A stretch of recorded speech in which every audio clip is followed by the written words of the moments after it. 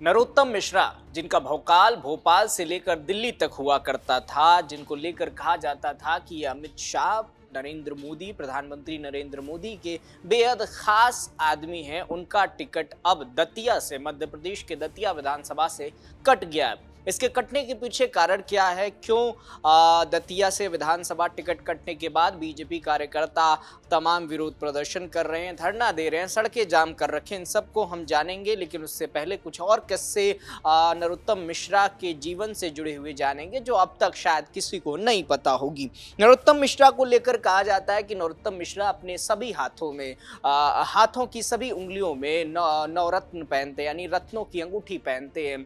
अभी उन्होंने हाल ही में अपने जो उनका क्षेत्र है वहां पर नवग्रह मंदिर भी बनवाया था, लेकिन इसके बावजूद कहा जाने लगा कि आखिर नरोत्तम मिश्रा का ग्रह खराब क्यों हो गया कि उनका टिकट कट गया। इसके पीछे दो तीन कारण बताए गए। कारण ये बताया गया कि जब दिल्ली से एक आला कमान आई, आला कमान की तरफ से टीम भेजी गई दतिया में ये जानने के लिए कि यहाँ पर कौन सा प्रतिनिधित्व सबसे बेहतर है उपचुनाव लड़ने के लिए, तो पाया गया कि नरोत्तम मिश्रा का स्थान तीसरे नंबर पर है। यानी नरोत्तम मिश्रा का जो भौकाल है, नरोत्तम मिश्रा का जो राजनीति करने का सिलसिला तरीका है, वो तीसरे नंबर पर आकर खड़ा होता है, इसलिए इनका टिकट दतिया से कट गया। इसके बाद जब नरोत्तम मिश्रा को लेकर दूसरा कारण तलाशा गया तो ये पता चला कि संगठन के भीतर जो कार्यकर्ता हैं उनके बीच असमंजस की स्थिति है, उन दोनों में तालमेल नहीं बैठ रहा है। साथ में ये भी कहा गया कि जिस तरीके से 2008, 2013, 2018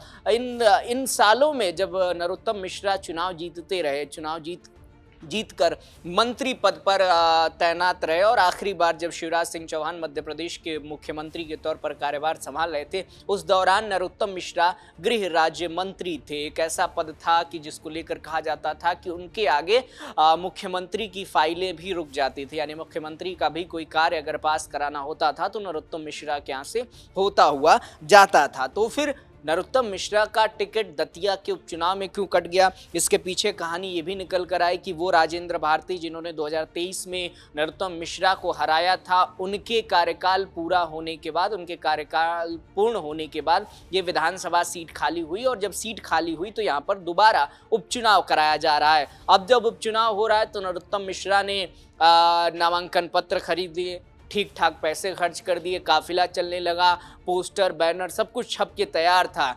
लेकिन एक बात नहीं हुई थी, वो बात ये थी कि अभी आधिकारिक ऐलान नहीं हुआ था भारतीय जनता पार्टी की तरफ से।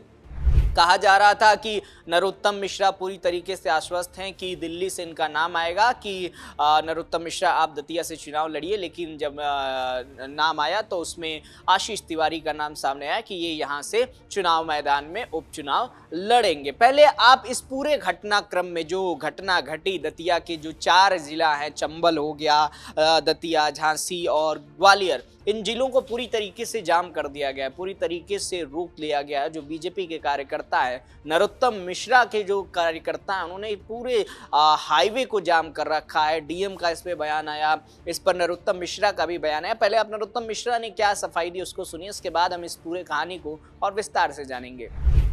मैंने कल भी विस्तार से बताया था,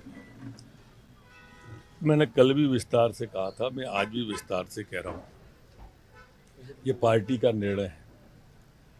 और एक बात जरूर मैं आपके माध्यम से सभी कार्यकर्ताओं से निवेदन करूंगा कि अभी मेरे को जो विजुअल फुटेज सोशल मीडिया के दिखाए, पेट्रोल डालते हुए या मिट्टी का तेल डालते हुए कार्यकर्ताओं, ऐसा कोई कार्य न करें। जैसा कल कहा था, न मार्ग अवरुद्ध करना है, पार्टी के फोरम पे अपने तरीके से अपनी बात कही जाती है, इस तरह से व्यक्त नहीं की जाती है।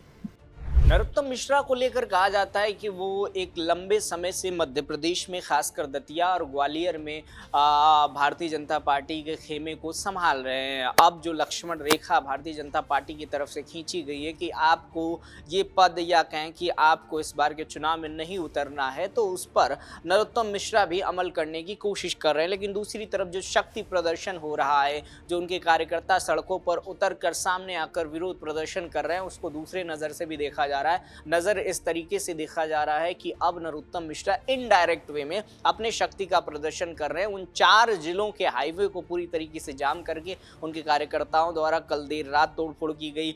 कई एम्बुलेंस वहाँ फंसे रहे, कई वैन्स फंसे रहे, स्कूली गाड़ियाँ फंसी रहीं, जिसके बाद डीएम का भी बयान आया। डीएम ने कहा कि लोगों ने तोड़फोड़ की, हमारी तरफ से कोई लाठी चार्ज नहीं किया गया। हाँ, जब मामला गंभीर हुआ, जब पुलिस वैन को तोड़ दिया गया, शीशों को तोड़ दिया गया, तो हमारी तरफ से आंसू गैस के गोले छोड़े गए। अब नरोत्तम मिश्रा की सफाई आई है। उन्होंने कहा कि जो फैसला आलाकमान ने लिया है उस पर अमल करना चाहिए, लेकिन सवाल वही फिर से उठकर आता है कि वो नेता जिसके इशारों पर मुख्यमंत्री की फाइलें आगे बढ़ती थी, वो नेता जिसके कहने पर भोपाल से लेकर दिल्ली तक बातें मान ली जाती थी, वो नेता जिसके इशारे पर दिल्ली से होते हुए कोई काम होता था तो नरोत्तम मिश्रा तक डायरेक्ट आती थी, आखिर उसका टिकट कटा क्यों? आखिर नरोत्तम मिश्रा को अमित शाह का खास होने के बावजूद टिकट से दूर क्यों रखा गया? और सबसे बड़ा सवाल ये है कि अब नरोत्तम मिश्रा स्टैंड क्या लेंगे, क्योंकि जब जब नरोत्तम मिश्रा सरकार में रहें, जब जब शिवराज सिंह चौहान की सरकार मध्य प्रदेश में रही, तब तब उन्हें बड़ा कार्यभार मिला, कई मंत्रालय मिले। आखिरी बार जो उन्हें मंत्रालय मिला था वो गृह राज्य मंत्री का मंत्रालय था, एक बड़ा पद माना जाता है। सनी लियोनी के एक गाने को लेकर भी वो विवाद में थे, सुर्खियों में थे, जिसके बाद नेशनल लेवल पर एक खबर के तौर पर उभरे। नरोत्तम मिश्रा की एक गाने को लेकर, राधा रानी पर एक गाना था जिसको लेकर उन्होंने कहा था कि अगर गाने 3 दिन में बैन नहीं होते हैं तो सनी लियोनी के साथ साथ जितने प्रोड्यूसर हैं और इस गाने एल्बम से जुड़े हुए लोग हैं उनके खिलाफ कार्रवाई की जाएगी। हालांकि गाना बाद में हटा दिया गया। उसके बाद से नरोत्तम मिश्रा जो है सुर्खियों में आए थे और अपने कड़े तेवर, कड़े रुख के लिए नरोत्तम मिश्रा जाने जाते हैं।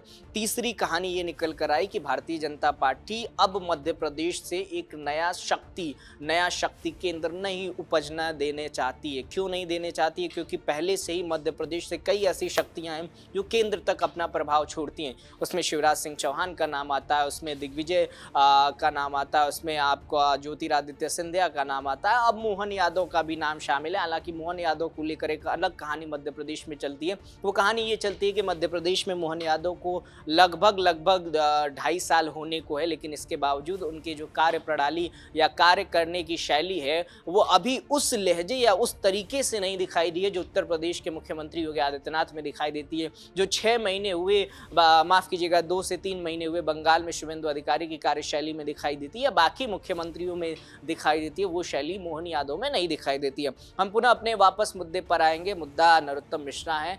नरोत्तम मिश्रा को लेकर जो फैसला दिल्ली आला कमान की तरफ से लिया गया है उस पर नरोत्तम मिश्रा का स्टैंड बिल्कुल क्लियर है कि हम आला कमान के फैसले को अमल करेंगे, आला कमान के फैसले को मानेंगे, मगर देखना यही है कि इनके कार्यकर्ता अब आगे क्या करते हैं। वैसे आपको क्या लगता है, क्या नरोत्तम मिश्रा के ग्रह इतने खराब हैं कि अब उन्हें पार्टी से बिल्कुल किनारे किया जाता चला जा रहा है? अब अगला स्टैंड क्या होगा नरोत्तम मिश्रा का? अपना जवाब नीचे कमेंट सेक्शन में लिख कर बताइए और ऐसी तमाम खबरों के लिए देखते रहिए राष्ट्रवाणी। नमस्कार।